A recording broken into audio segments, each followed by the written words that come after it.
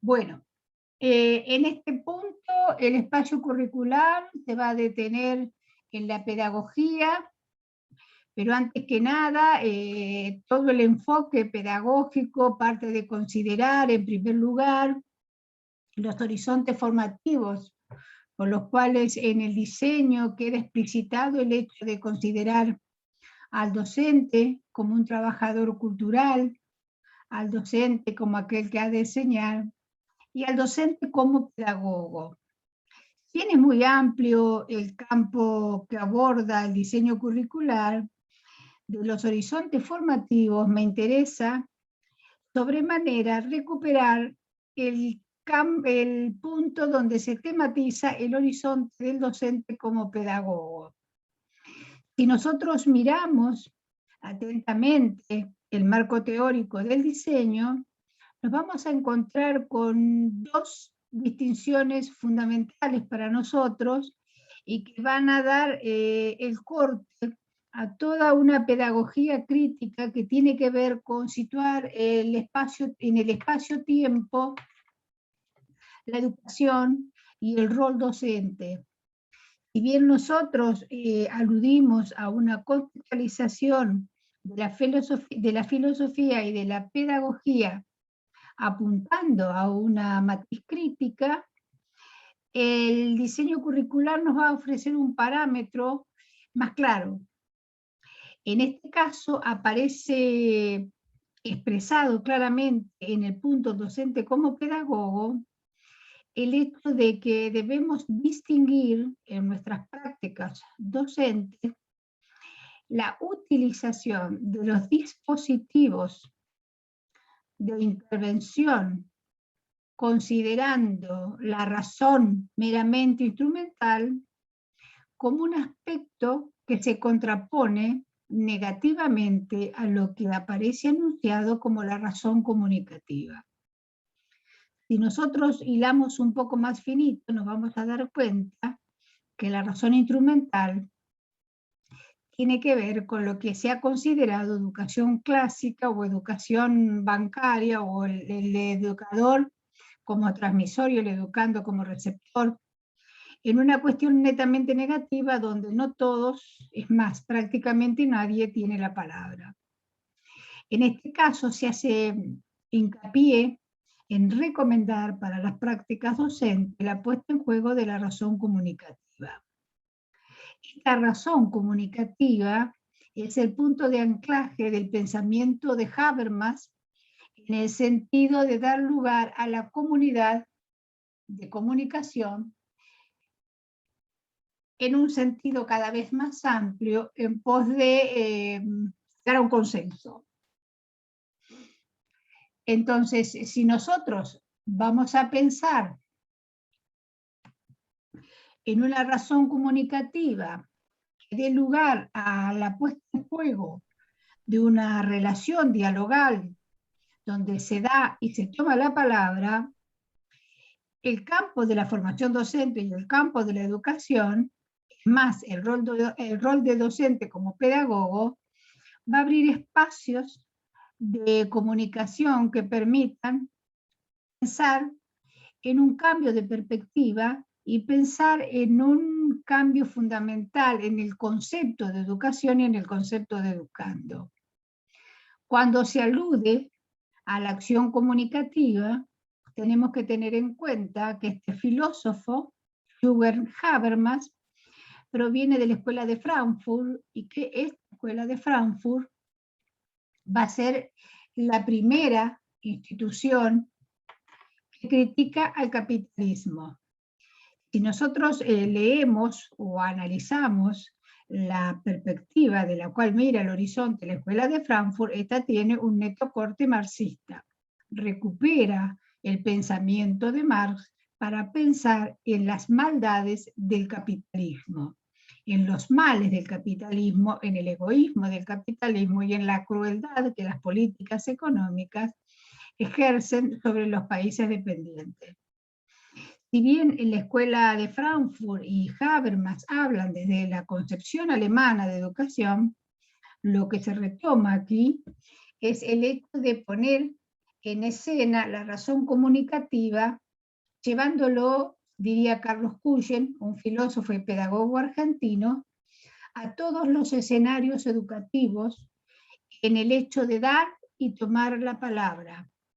Este juego, que aparentemente aparece en un sentido neutral, permite a la pedagogía crítica y a los pedagogos que estamos en escena ejercitar la subversión del pensamiento único.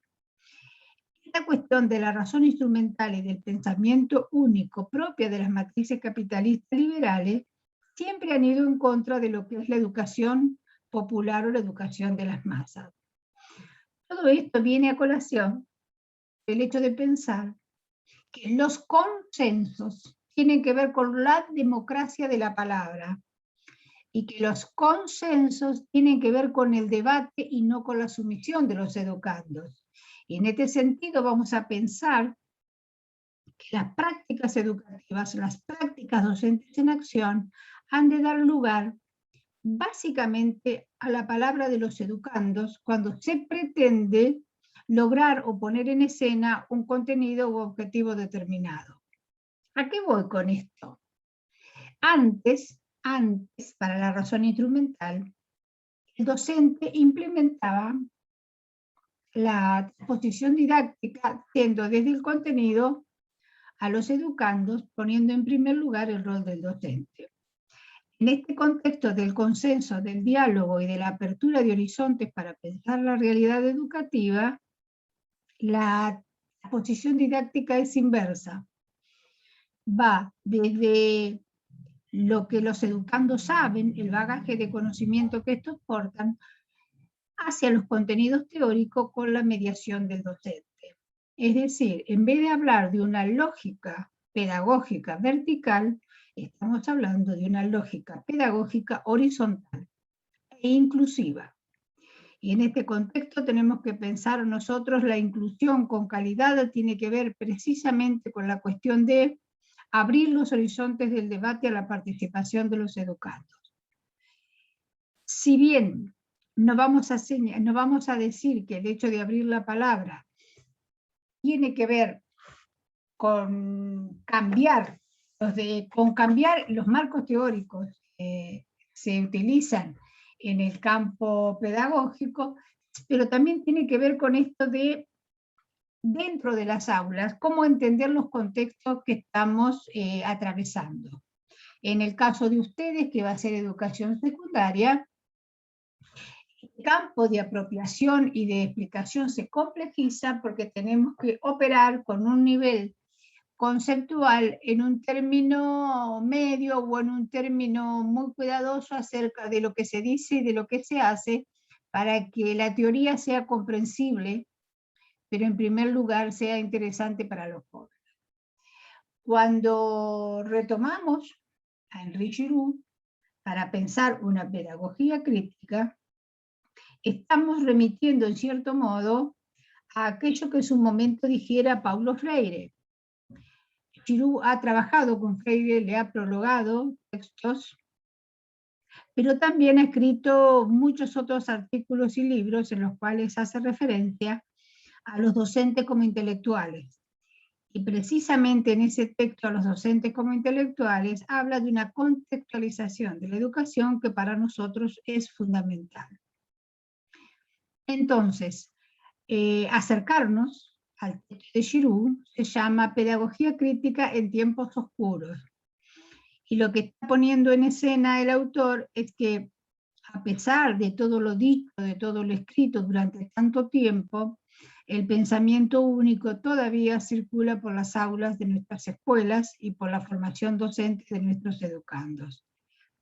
Lo que plantea el autor es de qué manera buscamos herramientas para generar un cambio de paradigma, poniendo en escena la cuestión económica y el avance global del capitalismo y la cuestión de los recursos en cuanto a los elementos básicos para la supervivencia, o sea, la comida, el vestido, la casa, pero también la cuestión del trabajo, la cuestión del cuidado sobre la contención de los niños. Todo esto lo lleva a señalar que es una pedagogía crítica para los tiempos oscuros. Vamos a tratar de leer después y de mirar acerca de lo que dice Yuru con respecto a estas cuestiones. Bien, cuando nosotros abordamos la pedagogía crítica en tiempos oscuros, vamos a tratar de pensar en lo que dice el autor acerca de, en la introducción, miren ustedes, al leer la introducción, marquen o anoten las fuerzas del liberalismo y el capitalismo depredador van en desmedro de desmantelar los beneficios sociales garantizados históricamente por un Estado benefactor. Eso es fundamental para entender el desarrollo. Después me interesa que veamos en la página 3, en el segundo párrafo de la primera columna, ¿sí? Página 3, que habla de cada vez más se vive en sociedad que se basa en vocabularios de elección y en una negación de la realidad, una negación de la desigualdad masiva, de las disparidades sociales, de la concentración irresponsable del poder en relativamente pocas manos. Lo que él llama una cultura de la crueldad. ¿Estamos? ¿Cómo pensar un cambio de paradigma estando insertos en una cultura de la crueldad? Más adelante habla del poder global y de cómo esto influye en las políticas locales y nacionales. Lo que quiero que pongan el acento, que cuando él habla del liberalismo, del capitalismo depredador, es el análogo del pensamiento único, de la razón instrumental. El otro sujeto, el otro ser, es un medio para explotarlo, para sacarle el mayor beneficio, ¿sí? Es decir, toda esta cuestión tiene que ver con que el análisis que está haciendo Giroux puntualiza principalmente en el capitalismo global, la depredación de los recursos, la crueldad que tiene que ver con ignorar a propósito la pobreza, la miseria y todo lo que esto trae aparejado. Él dice que hace falta también en la página 3, el último párrafo de la columna 2, hace falta, dice, que los educadores tengan un nuevo lenguaje político y pedagógico para abordar los cambiantes contextos, esto que les decía hoy, y cuestiones que enfrenta el mundo en el cual el capital se vale de una convergencia de recursos sin precedentes, financieros, culturales, políticos, económicos, científicos, militares y tecnológicos para ejercer formas de control poderosas y diversas. Esos dos párrafos en esa página, en la página 3, son para mí centrales, porque paran el núcleo de la cuestión.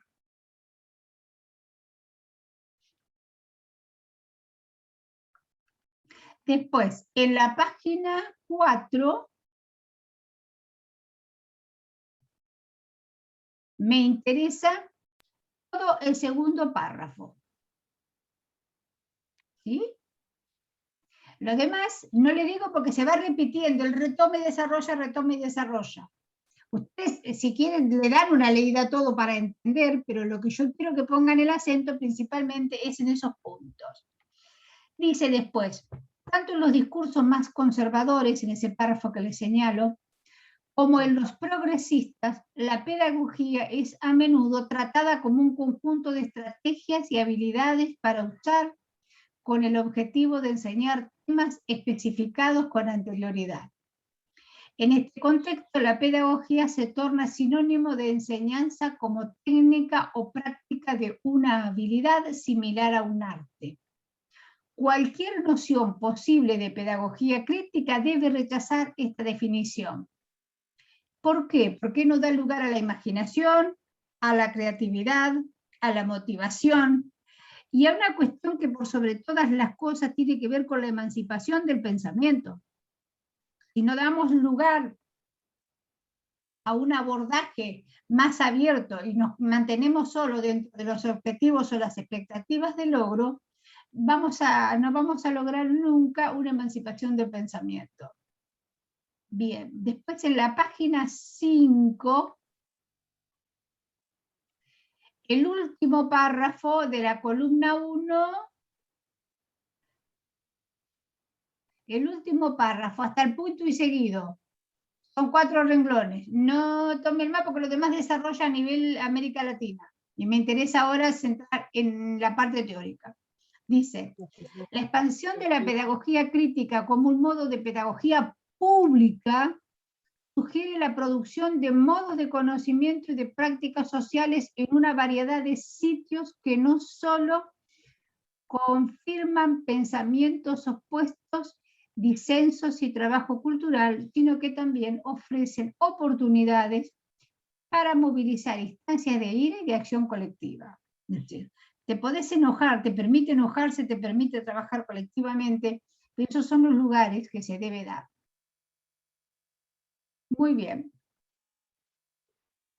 Y después quiero que miren, ahí sí miren todos los parrafitos que llevan la página 6, el punto que dice la responsabilidad de los docentes como intelectuales públicos. Es la página 6 hasta el primer párrafo de la página 7. Yo me conformaría con que para la clase que viene hayan leído estos puntos que les acabo de señalar. Son poquitas páginas, porque arranca el texto arranca en la 2, porque tiene carátula y resumen. ¿Sí? Tiene 1, 2, recién arranca la página 3, el texto. La página 6, ese punto para mí es fundamental. Quiero que lo lean con mucha atención. Es una carilla, pero léanlo bien, que me permita trabajar a mí con un artículo a partir de que ustedes hagan un ejercicio práctico en el aula, ¿sí? ¿Estamos?